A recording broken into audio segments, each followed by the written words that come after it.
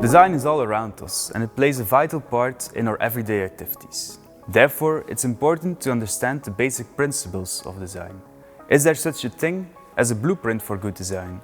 What role does design need to play in our society in order to keep it moving forward? And of course, in flooring, whether it's laminate, vinyl or engineered wood, how do we adapt to these new standards? I have come to probably the best place in the world to get answers to these questions. The Reddot Design Museum in Essen, Germany.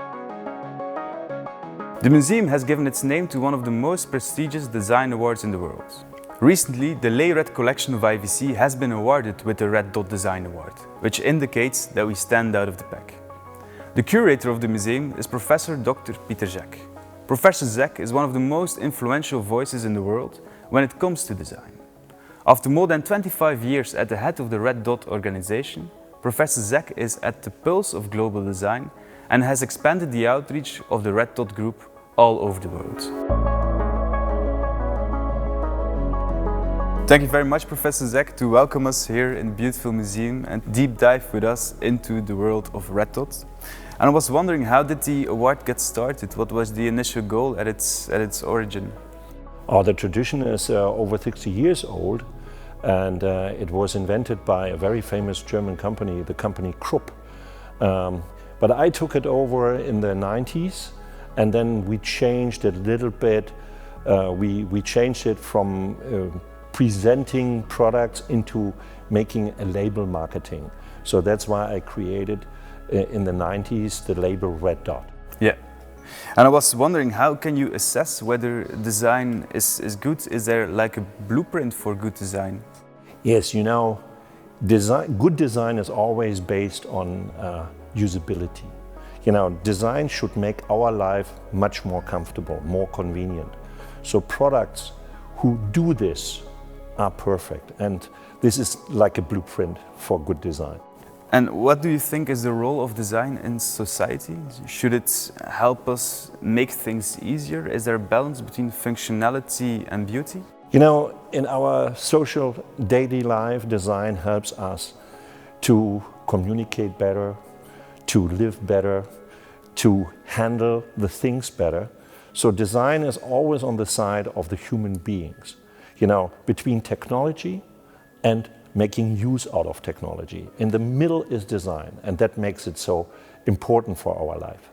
And where do you see the role of natural materials in design? Is it something that we should limit ourselves to due to not pressuring the planet in itself as much? You know, design has to change as all our social values have to change.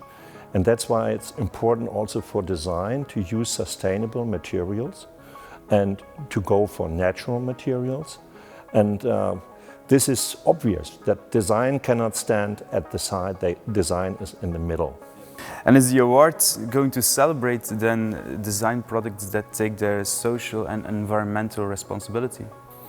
Yes, of course, this is a very important part of our selection. You know, the social, cultural responsibility is one important part for the judging. Now, the Red Dot organization has the 3 museums here where we are in Germany, of course in Singapore and Xiamen. Do you feel like there are cultural appreciations or differences on how they perceive design?